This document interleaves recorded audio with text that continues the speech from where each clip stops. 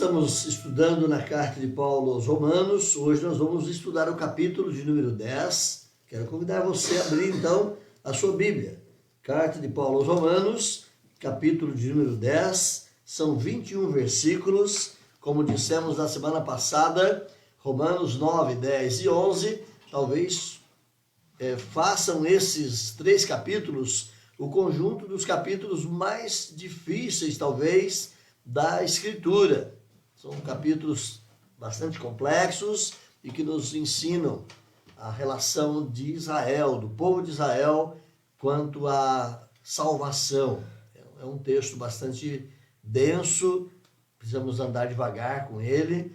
Então, hoje deveria ser, na verdade, a nossa reflexão no capítulo 10 e 11, mas dividimos e vamos ficar apenas com o capítulo 10. Na semana que vem, querendo Deus, estaremos aqui de novo e vamos compartilhar o capítulo 11, que é o fechamento desses 3 capítulos do relacionamento de Israel com Deus. É chamado por alguns teólogos de o parêntese judaico. Paulo para de falar sobre a salvação de uma maneira mais ampla e vem tratar dessa questão, fechando parênteses aqui no povo judeu. Eles tiveram chance? Eles ouviram o evangelho? Eles foram chamados também? Estão dentro da eleição? Estão dentro da predestinação de Deus? Por que eles rejeitam? Então, um pouco dessa temática será abordada no dia de hoje e fecharemos, então, no domingo que vem. Quero convidar você a manter a sua Bíblia aberta. Abra a sua Bíblia, então. Capítulo de número 10 de Romanos. Mantenha a sua Bíblia aberta, caneta e papel na mão, anote aquilo que você julgar ser importante. Agora é hora de escola, não é hora de ouvir apenas, é hora de estudar. Estudar demanda você ter papel e caneta na mão, demanda você ter o livro-texto na mão, demanda você olhar para o texto, pensar, raciocinar em cima do texto e aprender. Então vamos lá, capítulo 10 de Romanos. Irmãos, a boa vontade do meu coração e a minha súplica a Deus a favor deles, ou seja, do povo judeu, são para que sejam salvos, porque lhes dou testemunho de que eles têm zelo por Deus, porém não com entendimento. Portanto, desconhecendo a justiça de Deus e procurando estabelecer a sua própria, não se sujeitaram a que vem de Deus. Porque o fim da lei é Cristo, para a justiça de todo aquele que crê. Ora, Moisés escreveu que o homem que praticar a justiça decorrente da lei viverá por ela, mas a justiça decorrente da fé assim diz: não pergunte em seu coração quem subirá ao céu, isto é, para trazer do alto a Cristo, ou quem descerá ao abismo, isto é, para levantar a Cristo dentre os mortos. Porque se diz: a palavra está perto de ti, na tua boca e no teu coração, isto é, a palavra da fé que pregamos. Se com a tua boca confessares a Jesus como Senhor, e em teu coração creres que Deus o ressuscitou dentre os mortos, serás salvo. Porque com o coração se crê para a justiça, e com a boca confessa ou se confessa a respeito da salvação. Porquanto a Escritura diz: todo aquele que nele crê não será confundido, pois não há distinção entre judeu e grego, uma vez que o mesmo é Senhor de todos, rico para com todos os que o invocam. Porque todo o que invocar o nome do Senhor será salvo. Como, porém, invocarão aquele em quem não creram? E como crerão naquele de quem nada ouviram? E como ouvirão se não há quem pregue? E como pregarão se não forem enviados? Como está escrito: quão formosos são os pés dos que anunciam coisas boas. Mas nem todos eles obedeceram ao evangelho, pois Isaías diz: Senhor, quem acreditou na nossa pregação? E assim, a fé vem pela pregação e a pregação pela palavra de Cristo.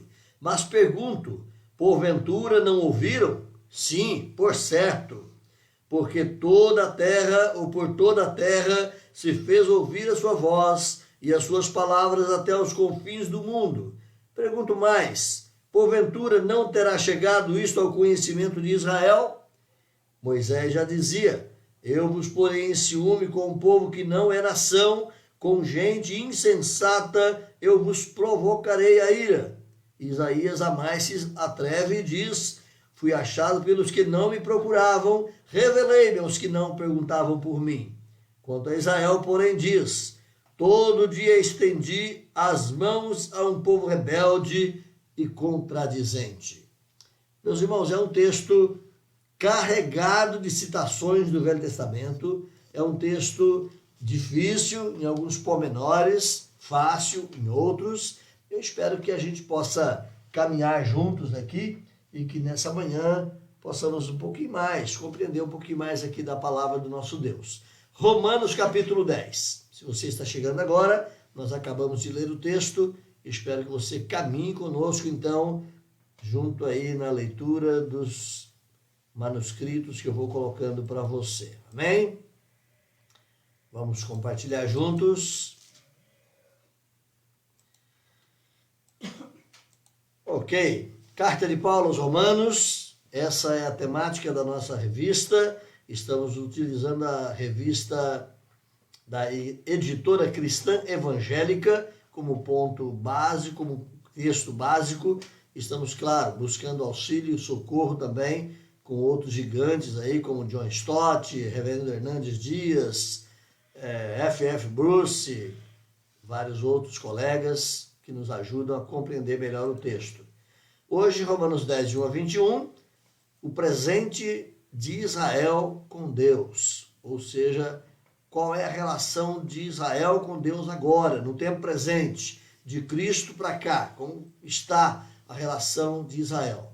Na verdade, nós vamos ficar dentro do texto, não vamos caminhar muito aí na história de Israel, mas olhando o texto. Então vamos lá, introdutoriamente colocamos que no capítulo 9 se vê que a predestinação estava dentro de Israel como nação, visto que parte da nação iria mesmo rejeitar o evangelho, mas o remanescente da graça viria a crer em Cristo Jesus. Então nós compartilhamos isso na semana passada, capítulo 9, mostrando que Deus escolheu dentre o povo, dentre a descendência de Abraão, Deus escolheu uma parte desse povo para alcançar a graça ou para receber a graça em Cristo Jesus. Diz o texto lá, ele amou Jacó e rejeitou Esaú.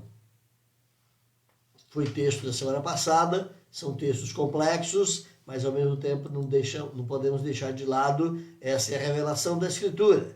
Com o capítulo 10, Paulo deixa o passado e começa a olhar agora o presente. E ele passa então a discorrer sobre a incredulidade dos israelitas, agora no tempo dele, exatamente voltando-se para esse tempo presente, ele manifesta a sua própria esperança de que, quem sabe, ainda Israel venha a crer no Evangelho. Esse é o anseio do coração de Paulo. Se você se lembra, lá no capítulo 9, ele diz que ele tinha dor no coração, ele sofria angústias. Só de pensar que o povo de Israel estava rejeitando o Evangelho de Jesus Cristo. Ele vai dizer com muita ênfase, lá no capítulo 9, versículo 4, eles são israelitas, eles são meus irmãos, e o meu coração dói, porque eles estão rejeitando esse Evangelho. Então, a primeira repartição aqui da nossa revista trata da ignorância de Israel quanto à justiça de Deus. Eu quero caminhar com você no desejo que a gente possa compreender um pouquinho isso, a ignorância de Israel quanto à justiça de Deus. O capítulo 10 inicia com um toque muito pessoal de Paulo, expressando o seu amor, o seu anseio pelos seus compatriotas. Volta lá então para o capítulo 10, versículo 1. Olha o que Paulo diz logo de início: irmãos, a boa vontade do meu coração e a minha súplica a Deus a favor deles, os judeus, é que eles sejam salvos. Então o Paulo tinha aqui um anseio, uma expressão de amor poderosa a favor do seu povo, no desejo de que eles fossem alcançados pela graça de Deus. Paulo menciona ou expressa aqui o seu sentimento, o seu próprio coração pulsando firmemente a favor do seu povo. Mais uma vez, olha os versículos 1 a 4. Olha aí, quero ler com você de novo. versículos 1 a 4, Paulo diz: irmãos, a boa vontade do meu coração e a minha súplica a Deus a favor deles são para que sejam salvos, porque eu dou testemunho de que eles têm zelo por Deus, porém não com entendimento. Porquanto, desconhecendo a justiça de Deus e procurando estabelecer a sua própria, não se sujeitaram a que vem de Deus, porque o fim da lei é Cristo. Ele vai dizer: para a justiça de todo aquele que crê. Então Paulo expressa aqui o sentimento do seu próprio coração, mais especificamente nos versículos 1 e 2, deixando bastante claro o quanto ele sentia o povo de Israel estar rejeitando ali o evangelho de Jesus Cristo. Esse é o desejo de Paulo. No início do capítulo 9, como nós já falamos brevemente, Paulo expressa um desejo hipotético ao dizer que ele estaria mesmo pronto a ser amaldiçoado. Ele estaria pronto até mesmo a ser mandado para o inferno, em outras palavras, para que o povo de Israel pudesse ser poupado, para que o seu povo pudesse ser salvo. Esse é o desejo, uma hipótese do coração de Paulo lançando isso. Obviamente que Paulo sabia muito bem que aqueles que estão em Cristo jamais poderiam perder aquilo que Cristo fez por eles. Eles estão garantidos por toda a eternidade. Deus não riscará os seus nomes do livro da vida. Não existe essa chance, mas é um desejo do coração de Paulo. A ânsia de ver o seu povo convertido. Ele disse que estaria pronto até mesmo a esse ato de perdição. Se você olhar de novo para o capítulo 9, versículo 3, volta lá um pouquinho, rapidinho, para construir aí a ideia. Paulo diz que eu mesmo desejaria ser anátema, separado de Cristo por amor de meus irmãos, meus compatriotas segundo a carne. Porque o desejo dele é que eles fossem alcançados pela graça de Deus. Meus irmãos, no início do capítulo 10, então, Paulo expressa em oração esse desejo do seu coração para que o seu povo fosse salvo. Se você olhar aí no versículo 10, ele vai dizer: a minha súplica a Deus a favor deles são para que eles sejam salvos. Então, Paulo tinha um sentimento extremamente profundo pela salvação do seu povo.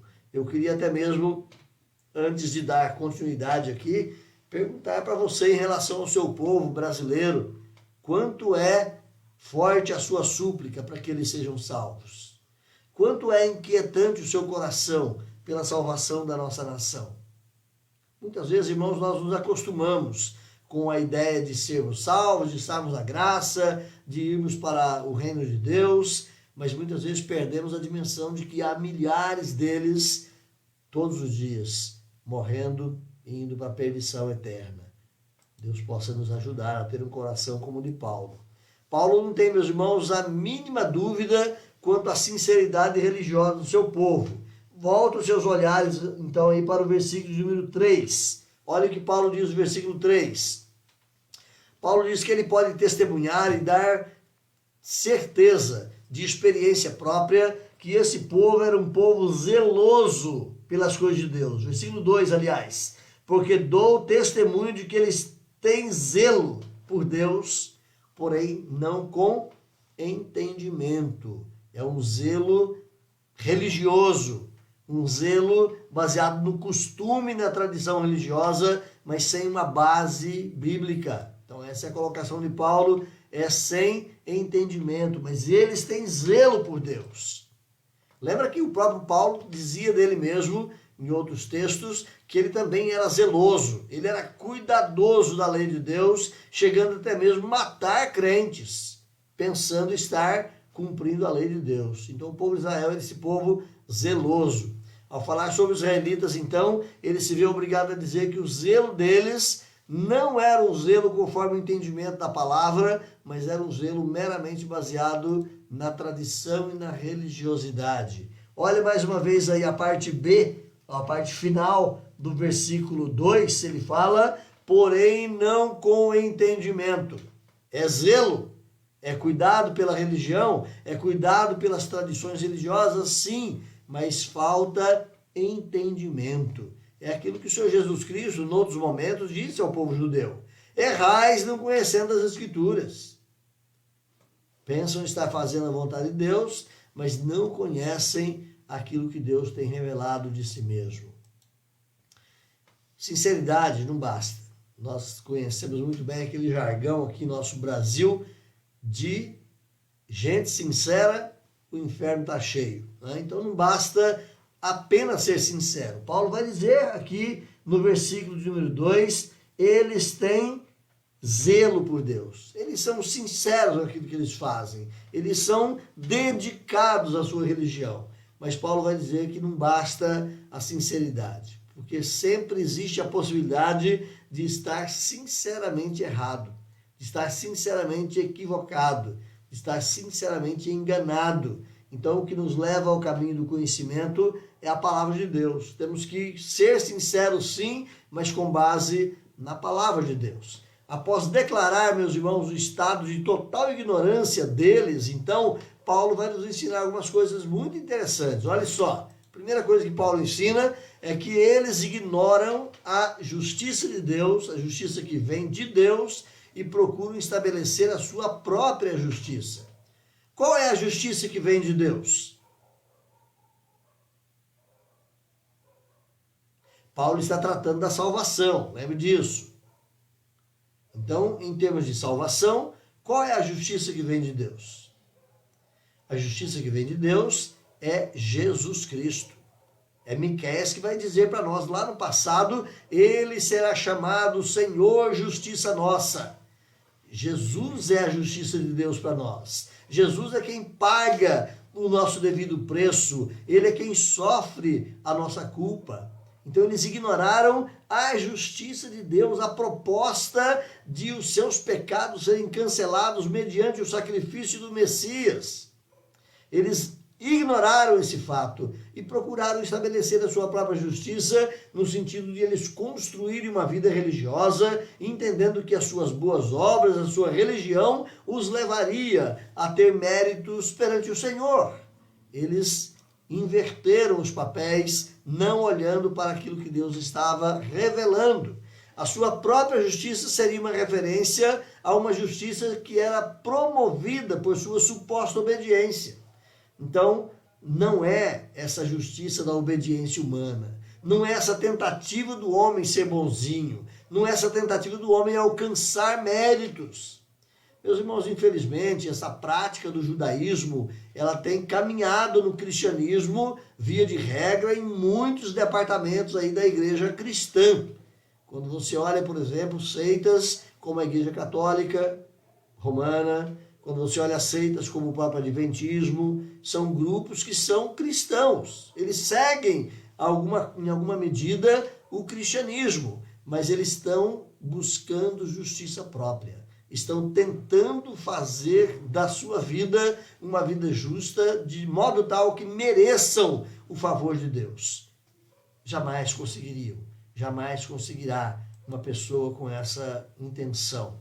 Isso, porém, Paulo vai dizer, já está fadado ao fracasso, uma vez que aos olhos de Deus, todas as nossas justiças são como trapos da imundícia.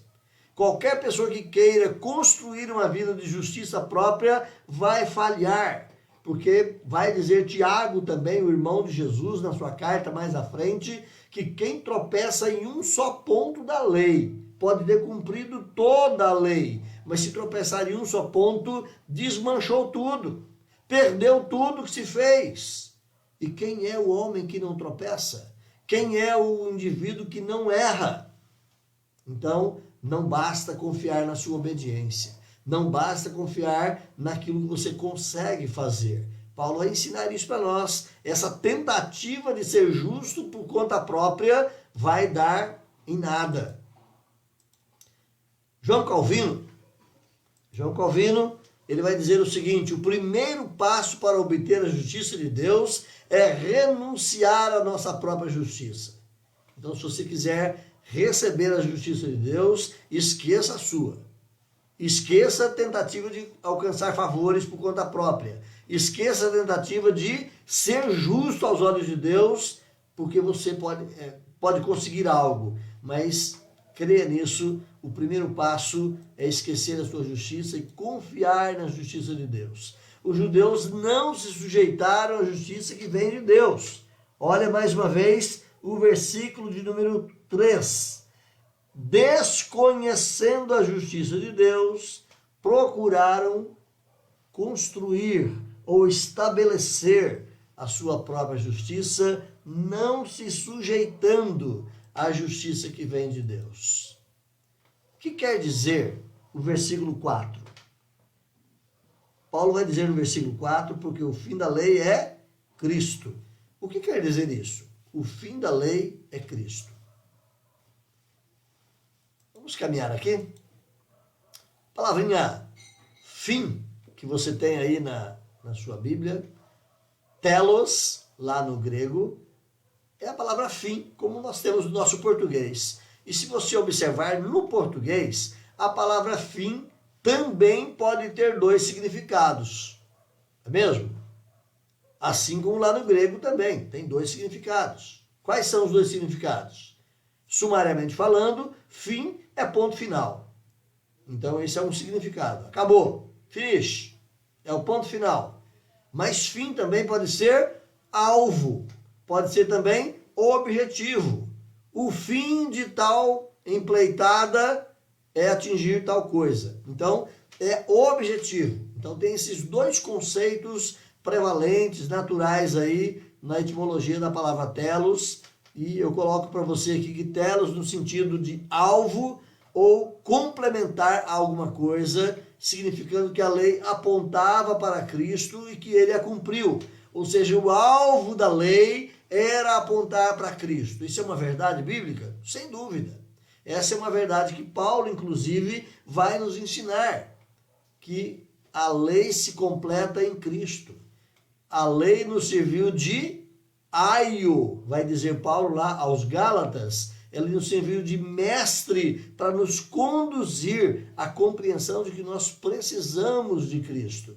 Então, telos no sentido de alvo, de objetivo. A lei, o fim da lei, o objetivo da lei chegou no ponto final, ou chegou à sua tarefa completa, porque o alvo da lei era apontar Cristo. Então, Paulo pode estar dizendo isso, mas tem um outro significado também. É importante você não perder de vista que o outro significado também é coerente com o ensino da Escritura. Telos significando terminalidade ou conclusão, encerramento de algo. Indica então que Cristo concluiu a lei, Cristo terminou com a lei, Cristo aboliu a lei. Ou seja, não há mais lei. Em que sentido que não há mais lei? É bom a gente não perder isso aqui de vista. Não há mais lei no sentido de tentar a salvação pelas obras. Não há mais lei no sentido de que você confiando na lei, você vai alcançar pontos diante de Deus. Não há mais. É esse sentido da terminalidade, da conclusão, do encerramento do valor da lei. Acabou. Não há mais o que fazer. Foi concluído. Todo o trabalho da lei está exterminado. Então, com certeza, é nesse sentido de conclusão do trabalho da lei é que Paulo se refere aqui a nós. Não há o que fazer para alcançar pontos diante de Deus, observando a lei. Ou seja, a lei terminou em Cristo. Se alguém queria conseguir pontos diante de Deus cumprindo a lei, perdeu. Não há mais o que fazer. A abolição da lei, meus irmãos, ela não confere legitimidade aos antinomianos. Quem eram os antinomianos? Os antinomianos ainda existem, os tais até hoje, são aqueles que, em nome de dizer que não há mais lei, estão livres para pecar. Já que não tem lei, eu posso fazer o que eu quiser. Não. Então, os antinomianos, eles eram segmentos lá da igreja primitiva e hoje também, no meio do cristianismo, há pessoas que assim pensam. Afirmam que podem pecar à vontade porque não se encontram mais debaixo da lei e sim debaixo da graça. Como Paulo nos ensinou lá no capítulo 6, versículo 1, versículo 15, nós não estamos mais debaixo da lei, mas nós vivemos a lei, nós cumprimos a lei, nós obedecemos a lei, não pela obrigação, mas pelo prazer de andar na vontade de Deus. Foi matéria já compartilhada lá no capítulo 6. quando se trata de salvação, Cristo e a lei são alternativas incompatíveis.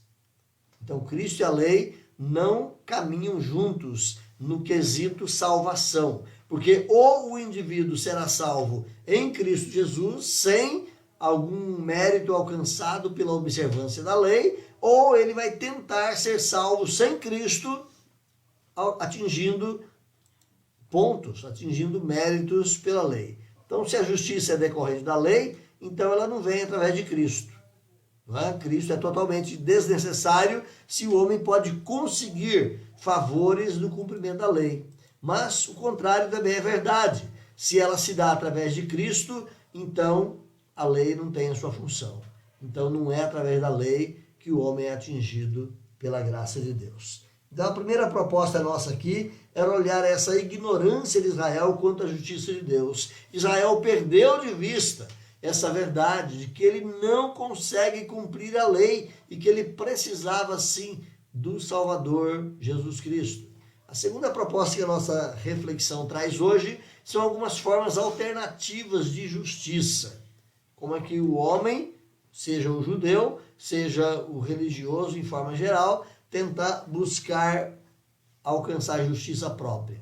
Então, em uma nova antítese, Paulo apresenta aqui o contraste entre a justiça que vem da lei com a justiça que vem da fé. Então, se você continuar olhando aí, versículo 6, ele vai dizer, mas a justiça decorrente da fé, assim diz. Então, ele vai mostrar aqui essa tentativa de se buscar justiça. Paulo, meus irmãos, cita aqui Levíticos, lá o texto de Moisés, para apresentar a hipótese da salvação pela lei. É possível? Foi colocado aí como proposta, não é mesmo? O próprio Deus deixou, se vocês quiserem ser salvos pela lei, tem que fazer tal coisa. Então vamos lá, dá uma corridinha lá para mim, por favor. Levítico capítulo 18, olha lá, Levítico capítulo 18, olha o que é que o texto vai nos dizer. Levítico capítulo 18, versículo de número 5, Moisés diz assim, portanto, os meus estatutos e os meus juízos guardareis, cumprindo-os, o homem viverá por eles. Eu sou o Senhor. Vocês querem ser salvos pela fé, pela lei? Então vocês precisam observar os meus juízos. Vocês precisam cumprir os meus juízos. E se vocês realmente fizerem isso na integridade, na integralidade de todos eles, vocês serão salvos. Cumprindo-os, o homem será salvo. O que Deus estava dando através de Moisés aqui, meus irmãos, era uma receita inversa. Era justamente para que o povo de Israel pudesse em algum momento falar a Moisés, nós não conseguimos fazer isso.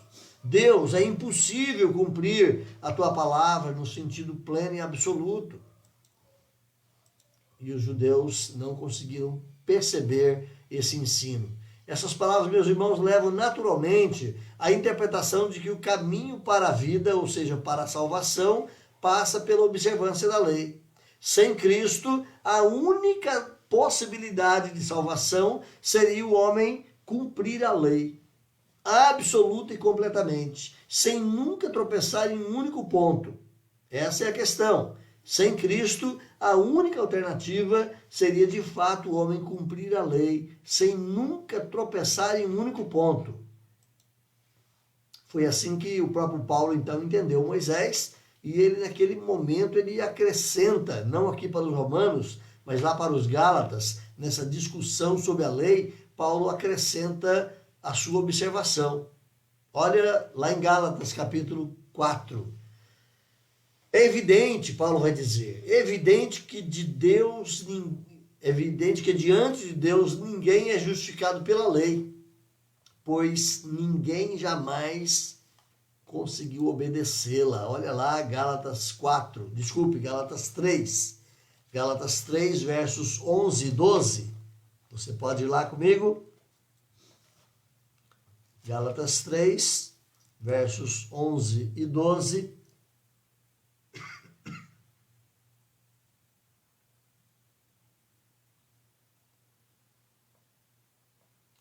Paulo vai dizer assim lá em Gálatas, volta comigo lá, desculpe aqui a demora.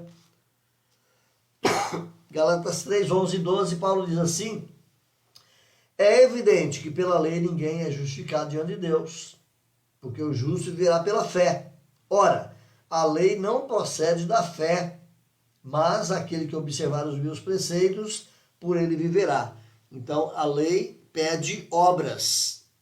Ela não é da fé, mas é das obras. Então, se alguém quer ser salvo pela lei, precisa observar toda a lei. É o que Paulo está colocando aqui na fala de Moisés. Aquele que observar os meus preceitos, por ele viverá. Mas olha o versículo 11, que Paulo diz aí em Gálatas 3:11. É evidente que pela fé ninguém será justificado diante de Deus. Ou pela lei, desculpe. É evidente que pela lei ninguém será justificado diante de Deus.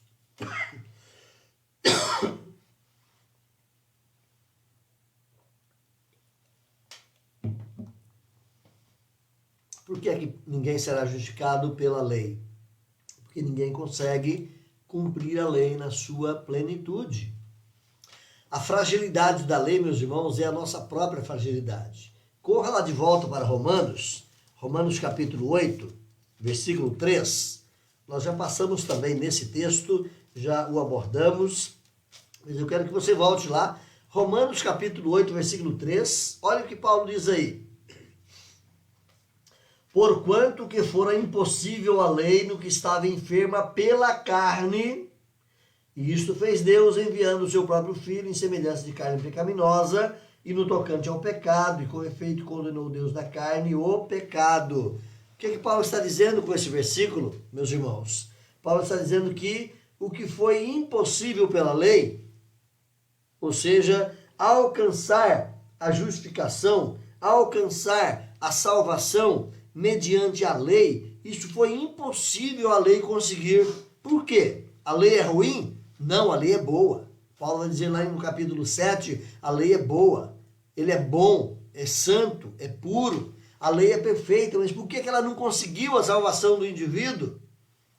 Paulo vai dizer aqui no versículo 8, porque ela estava enferma pela carne, ou seja, nós estávamos doentes e por isso incapazes de cumprir a lei. O homem sem Deus é um ser incapaz de cumprir a vontade de Deus. É o que Paulo está colocando para nós aqui. Então a nossa fragilidade, ela torna a lei frágil. A lei não alcança o seu objetivo porque nós somos incapazes de cumprir aquilo que a lei prediz. Então, já que nós a desobedecemos, ao invés de a lei trazer bênção para a nossa vida, trazer vida para nós, ela nos coloca debaixo da sua maldição. Porque maldito é aquele que não cumprir as palavras da lei. Então, se o indivíduo não consegue cumprir, a própria lei revida contra ele. A própria lei se volta contra o pecador. Porque a lei exige cumprimento absoluto, pleno.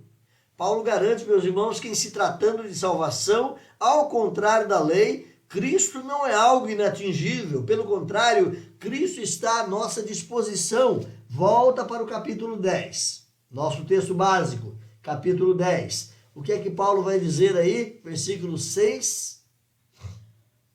Não perguntes no teu coração quem subirá ao céu, ou seja, para trazer a Cristo. Ou, versículo 7, quem descerá ao abismo para levantar a Cristo. Porque versículo 8 diz, a palavra está perto de ti, na tua boca, no teu coração. Essa é a palavra da fé que nós pregamos. Então, Paulo garante, meus irmãos, que a salvação está ao alcance, porque ela é trazida em Cristo Jesus. A graça de Deus pela lei, a justiça de Deus pela lei, é inatingível. O homem não consegue obedecer à lei. O homem não consegue cumprir plena e constantemente a lei de Deus. Mas em Cristo, essa justiça é alcançada. O alvo se torna fácil. Olha, versículos 6 e 7, mais uma vez, foi aquilo que nós já destacamos. Quem vai buscar Cristo subindo ao céu? Quem vai buscar Cristo descendo ao mais profundo abismo? Será que precisa desse esforço todo? Paulo coloca. que Moisés disse, meus irmãos, acerca do ensinamento da lei, agora Paulo fala a mesma verdade em relação ao ensino do Evangelho. Moisés usou essas perguntas aqui, lá no texto passado, justamente para dizer que a lei estava próxima e que o Deus da lei estava próximo. O homem não conseguiria buscar ou cumprir a lei, mas Deus estava próximo, busca o favor de Deus. Moisés já ensinava isso lá no passado. Então aquilo que Moisés ensinou acerca da lei, agora Paulo ensina acerca do Evangelho, dizendo que a justiça que Deus oferece não é algo remoto, não é algo inatingível. Pelo contrário, a justiça de Deus em Cristo Jesus é acessível. Não existe necessidade alguma de escalarmos as alturas ou de mergulharmos as profundezas em busca de Cristo, porque Ele já veio, Ele já morreu, Ele já ressuscitou e temos pleno acesso a Ele. Não há necessidade de um esforço ultra-humano, basta a fé.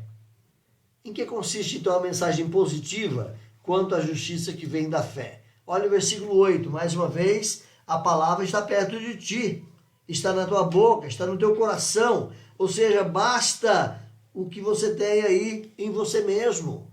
Você tem o Evangelho, você tem a compreensão do Evangelho, você pode professá-lo. E é isso que Paulo vai dizer no versículo 9, como uma explicação do versículo 8. Olha o que Paulo fala no versículo 8, na tua boca e no teu coração. Versículo 9, se com a tua boca e se com o teu coração. Paulo propõe exatamente isso. O Evangelho, a justiça de Deus no Evangelho está ao teu alcance, na tua boca. Basta você confessar, dizendo que realmente Jesus é o Senhor. Basta você crer profundamente no teu coração que Ele é o Deus encarnado, o Cristo que morreu por você. Então, a partir desse exemplo da boca e do coração do povo, extraído lá de Deuteronômio 30, 14, Paulo resume aqui o Evangelho em alguns termos bem fáceis de compreender. Olha o versículo 9 mais uma vez. Se com a tua boca confessares Jesus como Senhor e em teu coração creres que Deus o ressuscitou dentre os mortos, será salvo. E no versículo 10 ele explica, porque com o coração se crê e com a boca se confessa. Então está ao teu alcance, no teu coração e na tua boca. Assim, boca e coração. Coração é a fé interior, a boca é a confissão pública. Essas duas coisas, boca e coração, são essencialmente uma coisa só. É o alcance da justiça de Deus em Cristo. É crer com o coração e confessar, afirmar aquilo que realmente está ao teu alcance. Os versículos 11 a 13, na continuidade aqui de Romanos, ele vai nos mostrar que Cristo não é só facilmente acessível, mas como também igualmente acessível a todos, porque não há favoritismo. Olha o versículo 12. Porque não há distinção entre judeu e grego. Tanto judeu quanto grego, tanto judeu quanto gentio, eles têm acesso a Cristo. Ninguém é tratado de forma preferencial, é o que Paulo está dizendo. Então por que é que o judeu rejeita? Por que é que o judeu não crê?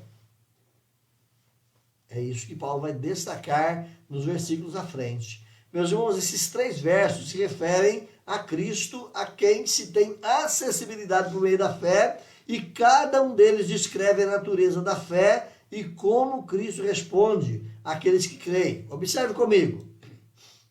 Versículo 11.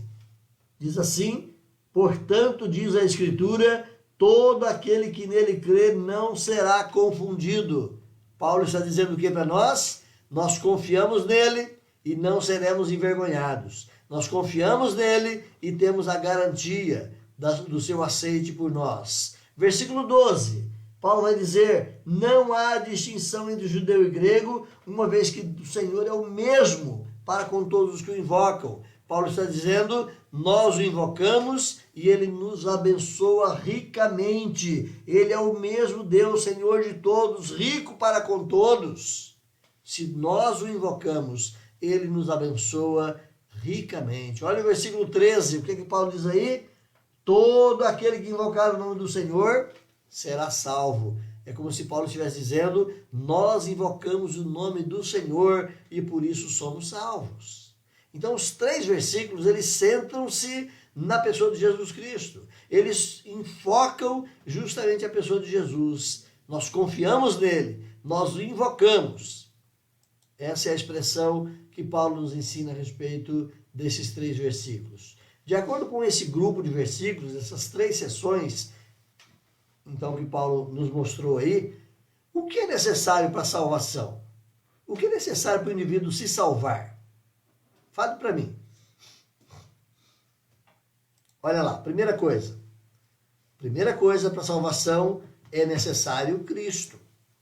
Porque ele é o Cristo que veio ser o Salvador. Como fato histórico, ele veio, se encarnou, ele foi crucificado, ele foi ressuscitado, ele foi exaltado e ele está à presença de Deus, mas acessível a cada pecador. Essa é a expressão de Paulo. A primeira coisa que é necessário para a salvação é o próprio Redentor. Não tendo o Redentor, não há salvação. Se você se lembra, você que está nos acompanhando lá na exposição de Apocalipse nas quartas-feiras, quando abordamos o capítulo 5, João chorava muito. Por que é que João chorava muito? Porque não foi encontrado ninguém que realizasse a obra salvadora de Deus. Então eu chorava desesperado, dizia João. Até que alguém disse, João, calma, nós encontramos. Há o Cordeiro de Deus, o leão da tribo de Davi. E então vai se desenrolar o fato de que Jesus é o único que pode ser o salvador do homem caído. Mas a primeira necessidade para a salvação é a necessidade do Redentor. Porque nós não conseguimos salvar a nós mesmos. Então é preciso que haja e é preciso que se creia no Redentor. Segunda coisa que Paulo nos ensina é a necessidade do Evangelho. A palavra da fé que torna o sacrifício de Jesus Cristo conhecido. É preciso do Evangelho ser anunciado. É preciso desse Evangelho ser pregado, que ele se torne conhecido para alcance do pecador. Terceira coisa, o simples crer por parte dos ouvintes, manifesto no ato de invocar o nome do Senhor, combinando fé, aquilo que está no teu coração, e combinando a confissão, aquilo que você professa com a sua boca. Então essas 3 coisas são extremamente necessárias. É preciso que haja o Cristo como Redentor, é preciso que haja o Evangelho, que vai ser a mensagem que leva a verdade do Cristo ao alcance do pecador. E terceiro, é preciso que haja a fé, que leva esse pecador a invocar o Senhor. Uma quarta coisa, portanto, ficou faltando. Qual seria a quarta coisa? O mensageiro. Você tem o Redentor, você tem a mensagem, você tem a fé, mas falta o mensageiro que vai levar essas coisas ao alcance do pecador. Essa quarta coisa é o objeto de Paulo, então, na nossa próxima sessão. Paulo vai tratar disso. A partir do versículo de número 14, Paulo começa a tratar da necessidade, não apenas da mensagem em si, mas da necessidade do mensageiro que leva essa mensagem aos outros. Vamos caminhar aqui. Você viu ali a figura do arauto, aquele que era o mensageiro do rei e que proclamava para a sua nação as palavras do rei. Então a necessidade de evangelizar. Paulo, meus irmãos, a fim de demonstrar a necessidade indispensável de evangelizar, ele levanta aqui 4 perguntas que eu quero que você fique atento a elas. Paulo vai levantar aqui 4 perguntas muito importantes.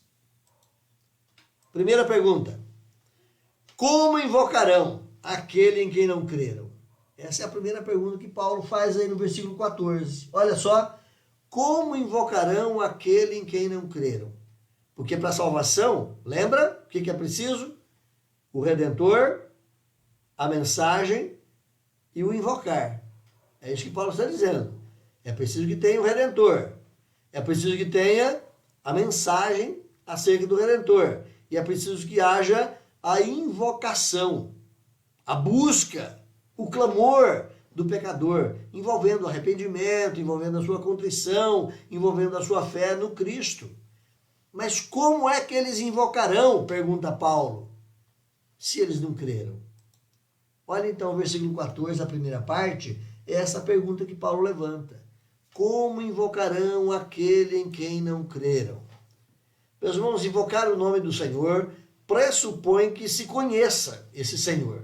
Pressupõe-se que creia no seu nome, ou seja, é importante crer que ele realmente veio. É importante crer que ele verdadeiramente morreu por nossos pecados. É importante crer que ele ressuscitou e que ele está como Senhor acima de tudo e que ele garante a salvação a qual ele veio trazer.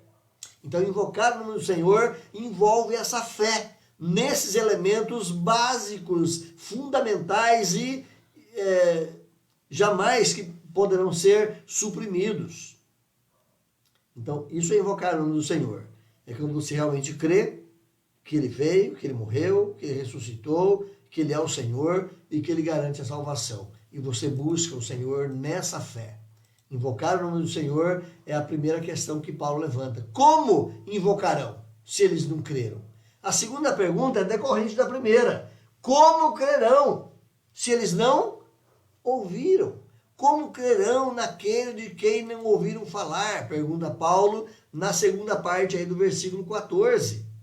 Como crerão, se eles não ouviram?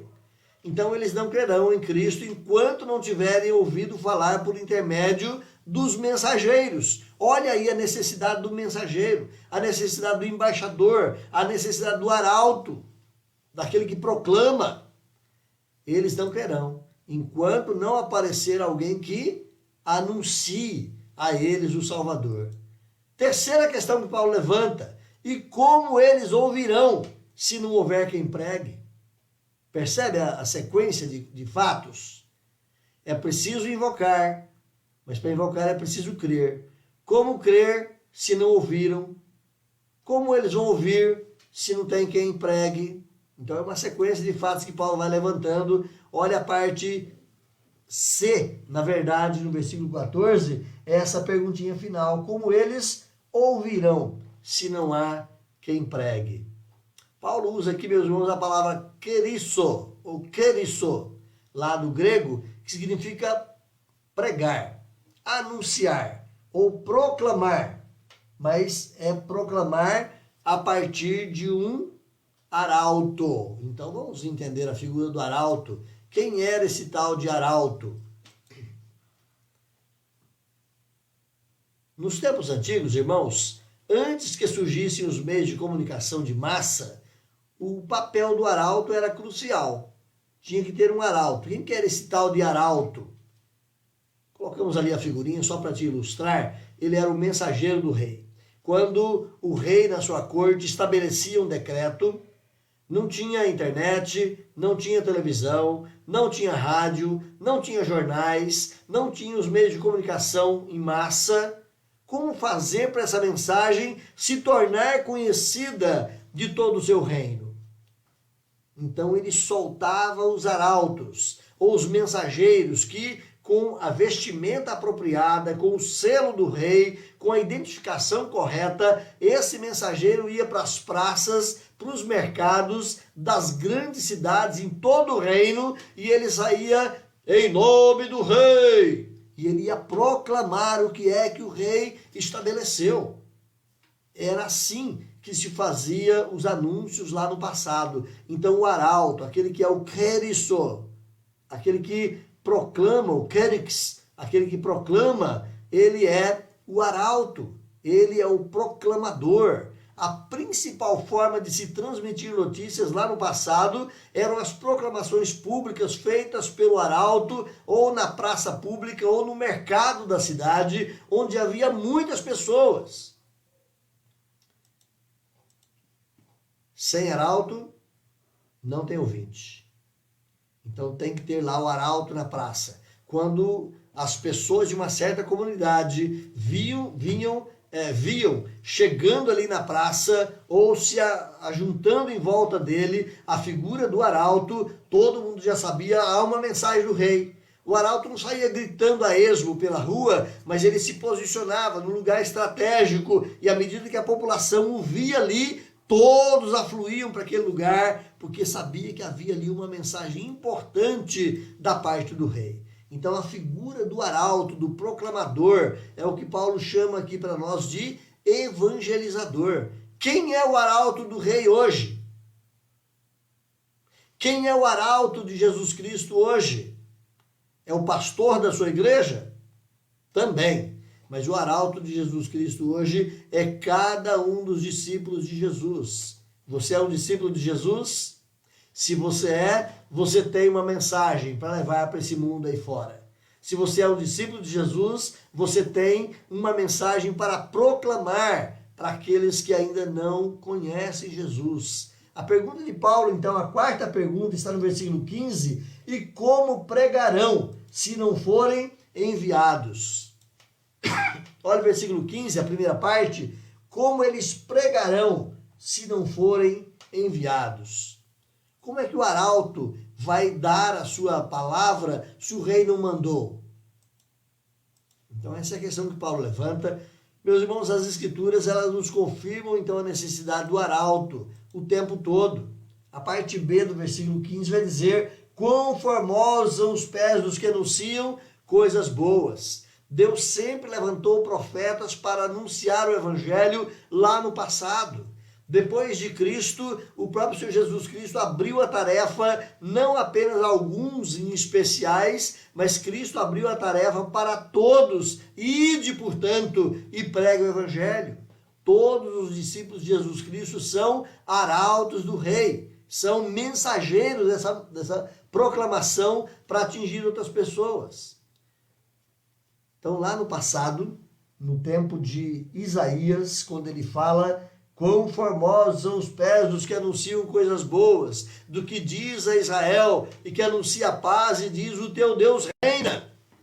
Se você for lá buscar o contexto dessa palavra, você vai lembrar do quê? Lá em Isaías 52. Se você for para Isaías 52, buscar o contexto desse ensino de Isaías, ele estava dizendo que Deus iria libertar o povo de Israel da mão dos seus opressores e que eles proclamariam esse ato libertador de Deus, da mão dos caldeus. Se esse ato libertador de Deus deveria ser proclamado com tanta ênfase, com tanto envolvimento por parte dos mensageiros de Israel, quanto mais o principal ato libertador de Deus para o pecador, que é Cristo, não deve ser proclamado? É isso que nós temos aqui, meus irmãos. Como eles pregarão se não forem enviados? Mas já foram enviados. Quão formosos são os pés daqueles que anunciam coisas boas.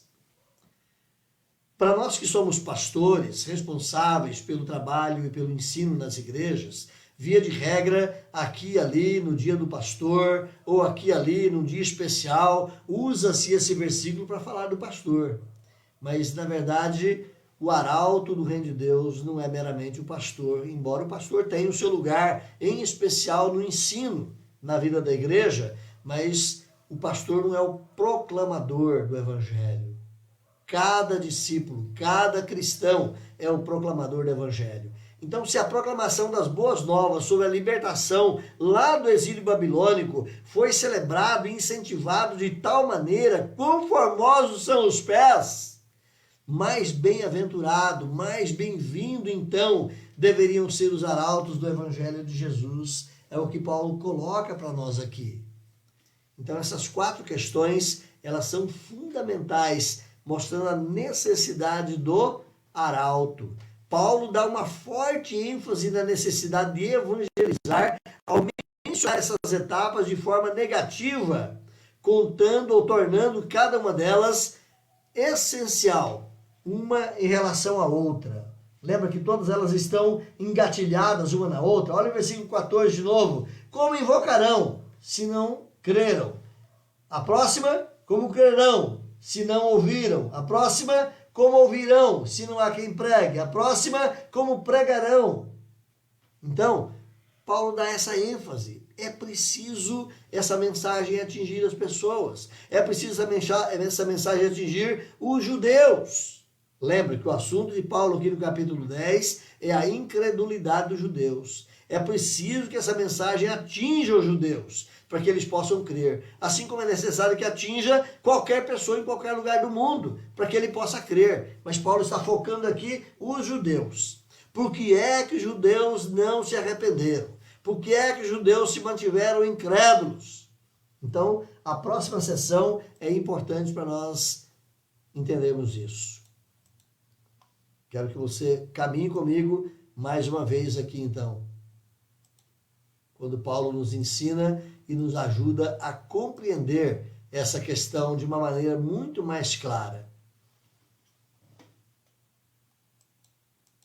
Deixa eu voltar aqui. Paulo vai colocar então para nós, meus irmãos, aqui, essas mesmas premissas de uma maneira bem fácil. Se não houver certas pessoas comissionadas para a tarefa, não haverá pregadores. Vamos olhar agora as perguntas de Paulo inversamente. Primeiro, o versículo 15. Como pregarão se não forem enviados? Então, se não houver pessoas chamadas para a tarefa, não haverá quem pregue. Como pregarão se não forem enviados? Tem que haver pessoas chamadas para pregar o evangelho. Eu volto com você. Quem é chamado para pregar o evangelho? Cada um de nós, cada discípulo de Jesus Cristo, recebe essa ordem dele. Ide, portanto, prega o evangelho. Ide por todo mundo, prega o evangelho. Ai de mim se eu não pregar o evangelho. É para cada cristão, cada discípulo de Jesus já foi comissionado para pregar o evangelho.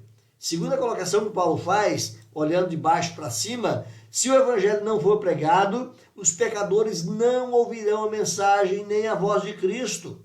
Olha a necessidade daquele que ministra, daquele que ensina. Terceira coisa, a não ser que eles ouçam, eles nunca crerão nas verdades da morte e ressurreição de Jesus Cristo.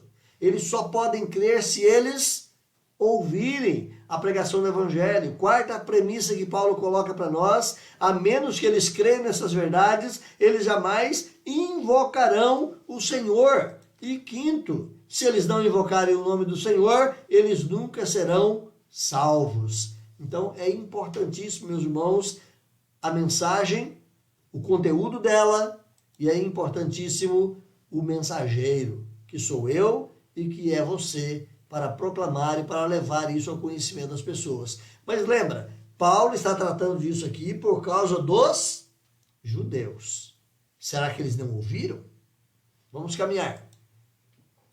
Razão, então, da incredulidade de Israel. Olha o versículo 16 agora. O que é que Paulo vai dizer aí no versículo 16? Se a evangelização é composta de uma série de etapas sucessivas, como aquelas que abordamos nos versículos anteriores, a começar pelo envio dos arautos e terminando com a salvação dos pecadores, porque eles crerão, como é que se explica a incredulidade de Israel? Eles não ouviram? É isso que Paulo está perguntando no versículo 16. Será que eles não ouviram o evangelho? Caminhe conosco aí, perceba.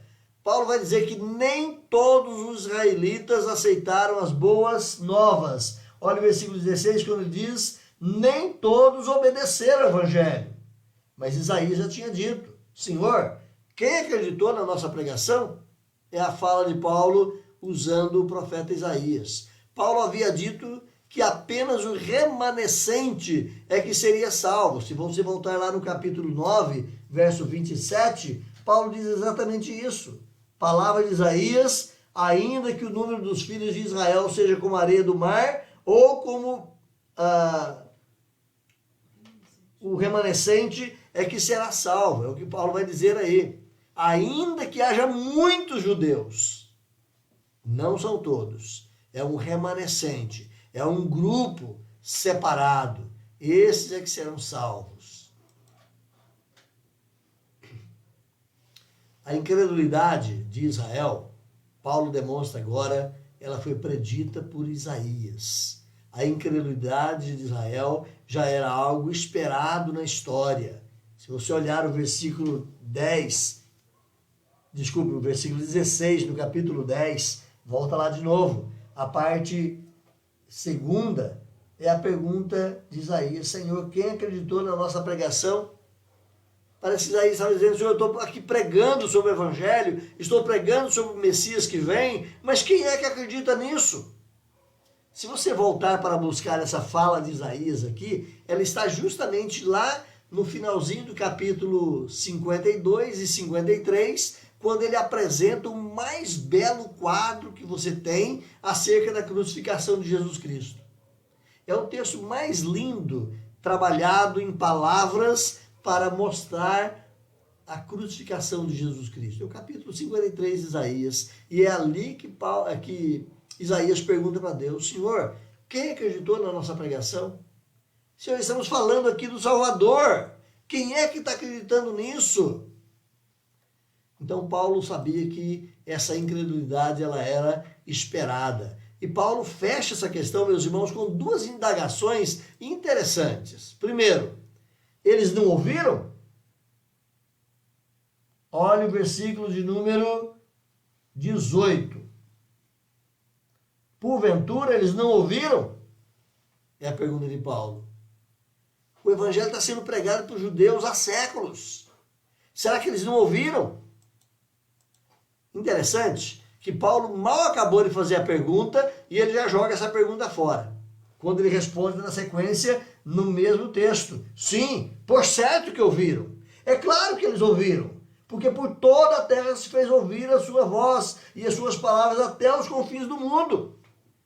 É o que Paulo vai citar então aí, usando um texto lá do Salmo 19, falando sobre a proclamação natural das coisas de Deus. Percebe?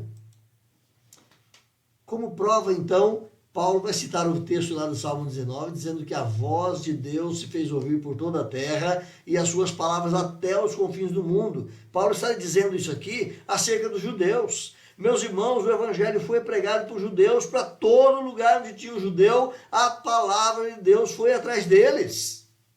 Lembra que quando veio o exílio babilônico, logo na sequência foi estabelecido um sistema chamado de sinagoga.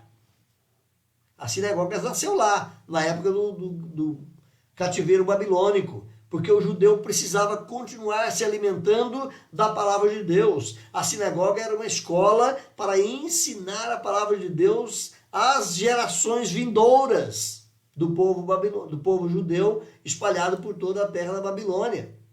Paulo alude então aqui à divulgação da Boa Nova dentro desse contexto judaico. O povo de Israel sempre teve o anúncio da salvação. Eles sempre tiveram conhecimento acerca do Salvador. Por que eles não ouviram? Eles são incrédulos porque não ouviram? É o que pergunta Paulo aqui. Ele vai dizer sim, claro que eles ouviram. Eles ouviram. Eles sabem. F.F. Bruce, um comentarista cristão, ele chama isso de universalismo representativo, ou seja, onde quer que existam judeus ou comunidade judaica, ali o evangelho já foi pregado. O evangelho já passou pela mão dos judeus, porque o evangelho está incrustado em toda a história do judaísmo. A verdade acerca do Messias sofredor, acerca do Messias que seria o provento de Deus, a expiação de Deus pelos nossos pecados. Isso já está em todo o sistema religioso judaico. Eles já ouviram? Já ouviram, diz Paulo. Olha de novo o versículo 18. Por certo não ouviram? Sim, por certo ouviram. É o que Paulo vai dizer. Segunda questão que Paulo levanta: será que Israel não entendeu? Essa é outra questão. Eles ouviram o evangelho? Ouviram o evangelho. Então, será que Israel não entendeu? Olha a pergunta que se faz então no versículo 20. Versículo 19. Pergunto mais: porventura não terá chegado isso ao conhecimento de Israel? A palavra conhecimento aqui, ela tem a ideia de não apenas saber sobre, mas compreender ok? Então a ideia de não apenas saber sobre tal coisa, mas compreender tal coisa. Será que isso não chegou ao entendimento, ao conhecimento de Israel? Israel não entendeu essa mensagem? Essa é a pergunta que Paulo levanta aqui, então, na primeira parte do versículo 19. Será que isso não chegou ao entendimento deles? Eles não compreenderam essa mensagem de Deus? Meus irmãos, de acordo com o argumento de Paulo, ele vai mostrar que é perfeitamente possível ouvir sem entender. Aliás, Jesus Cristo já falava disso, né? Quem tem ouvidos para ouvir, ouça. Então não é apenas escutar, mas dar ouvido, compreender o que se diz. É mais do que apenas escutar a voz. É preciso compreender o que se diz. Então, essa argumentação de Paulo aqui, ela nos ensina isso. É possível sim. Paulo rejeita essa explicação para a incredulidade dos judeus e a resposta que Paulo dá é respaldada justamente apelando em primeiro lugar para uma outra citação de Moisés. Olha aí no versículo 19 de novo, Paulo vai dizer: Moisés já dizia. Olha só, Paulo então vai buscar de novo a lei lá em Moisés para ratificar aquilo que ele está ensinando. A parte B do versículo 19, Paulo vai dizer o que é que Moisés dizia. Eu vos porei em ciúmes com um povo que não é nação, com gente insensata eu os provocarei a ira. Eu os porei em ciúme com um povo que não é nação. Essa é uma fraseologia interessante também, advinda inclusive lá do texto de Oséias.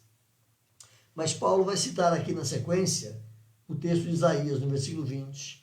Mais uma vez Isaías se atreve e diz: fui achado por aqueles que não me procuravam, revelei-me àqueles que não perguntavam por mim. É o que Paulo repõe aí, ou refaz aí, nas palavras de Isaías. Meus irmãos, dessa forma, existem duas testemunhas, a lei e os profetas. Então Paulo está dizendo, olha, os judeus tiveram diante deles a lei e os profetas.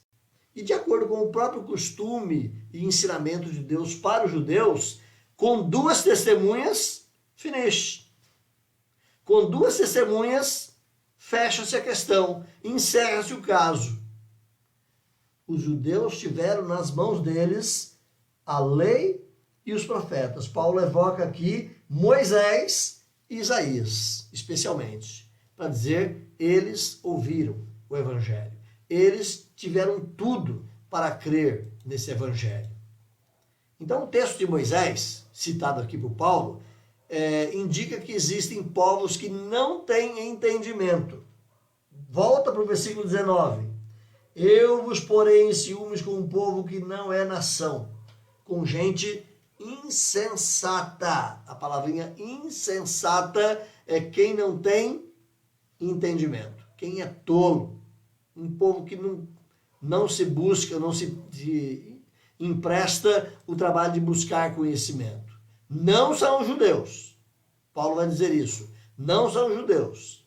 Eu vos porei em ciúmes com um outro povo que não busca conhecimento. Vocês têm conhecimento, mas eu vos colocarei em ciúmes com esse outro povo.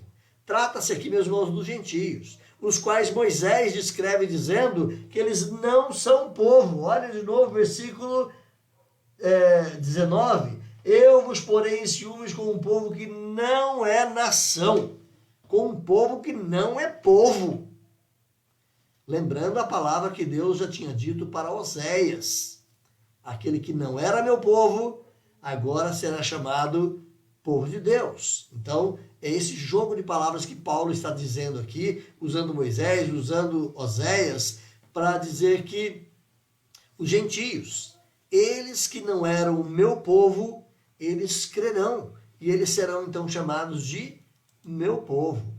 E Deus coloca em ciúmes o povo de Israel com o povo gentio.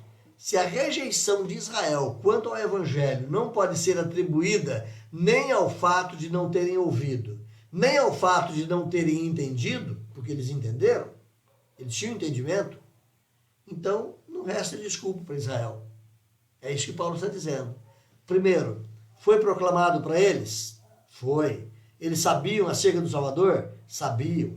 Eles entenderam a mensagem? Sim, eles entenderam. Eles tinham conhecimento, coisa que o gentio não tinha. Então, o que restou para eles? Por que eles não receberam? Por que eles não creram? Por que eles não se entregaram ao Messias como Salvador da vida deles? Não resta desculpa, meus irmãos. A questão de Israel é um endurecimento proposital. Eles tiveram a proclamação aos seus ouvidos, eles tiveram a compreensão da verdade diante deles, mas eles tropeçaram na pedra de tropeço, como diz Paulo lá no versículo de número 32 do capítulo 9. O que aconteceu com eles? Paulo vai dizer, eles tropeçaram na pedra de tropeço, ou seja, eles não creram no próprio Jesus Cristo como Filho de Deus. Não era esse que eles queriam, mas era esse que tinha sido anunciado para eles. Era o Filho de Deus que tinha sido anunciado para eles. Era o Redentor que tinha sido anunciado para eles, que viria humilde, que morreria por eles. Mas eles não queriam isso. Deliberadamente, propositalmente, eles rejeitaram a Jesus. Pega-se as palavras de João, lá no capítulo de número 1, versículo 11. Ele veio para o que eram os seus, e os seus não o receberam. A iniciativa de Deus em relação a Israel, meus irmãos, é marcante. Deus é aquele que vai atrás de Israel. Ele não se limita a deixar se encontrar passivamente, como que se quem quiser que me ache. Não, mas Deus age. Deus vai ao encontro, Deus estende a mão para Israel, Deus coloca pregadores no meio deles, Deus coloca toda a verdade revelada ao alcance deles. Como um pai que aguarda a volta do filho, esperando o filho naquela figura do pai com o filho pródigo, esperando o filho para que o momento que ele aparecesse na curva ou no portão da fazenda, o pai correria para o abraço. Assim Deus age com Israel. Deus fez tudo para esperar Israel de braços abertos. Por que é que Israel rejeitou? Existe uma explicação lógica. Vamos terminar aqui. Assim Paulo explica então a incredulidade de Israel. Fica fácil para a gente perceber. Os judeus já ouviram. Sim, eles ouviram. Eles não podem justificar a sua incredulidade. Eles receberam a mensagem do Evangelho durante séculos na história deles. No capítulo 9, Paulo atribui ao propósito da eleição de Deus, dizendo que Deus tinha eleito alguns para e outros não. Então alguns ficariam de fora, restando apenas então um remanescente dentro de Israel, como que um Israel dentro de Israel. Uma parte de Israel seria alcançada, outra parte não. Essa é uma explicação teológica. Por que é que os judeus não receberam? Porque estavam predestinados. Um povo receberia, outro povo não receberia. Mas, no capítulo 10, Paulo, no entanto, ele diz que essa incredulidade é atribuída à desobediência do próprio povo de Israel. É o próprio povo que teve tudo nas mãos, podia ter crido e não creu, e não recebeu o Evangelho. Meus irmãos, no próximo domingo, se Deus permitir, nós estaremos juntos aqui mais uma vez, e no próximo domingo, então, nós falaremos sobre o futuro de Israel. Se no domingo passado nós olhamos o passado de Israel, hoje nós olhamos o presente de Israel, um Israel rejeitador, rebelde ao Evangelho. Como é que vai ficar Israel? Vamos conversar sobre isso, então, no próximo domingo, ok? Capítulo 11, versos 1 a 33, vamos compartilhar essa ideia, o futuro de Israel com Deus. Se Deus permitir, estaremos juntos mais uma vez. Amém? Eu coloquei 33, mas é até o 36. Obrigado aqui pela correção da nossa diretora.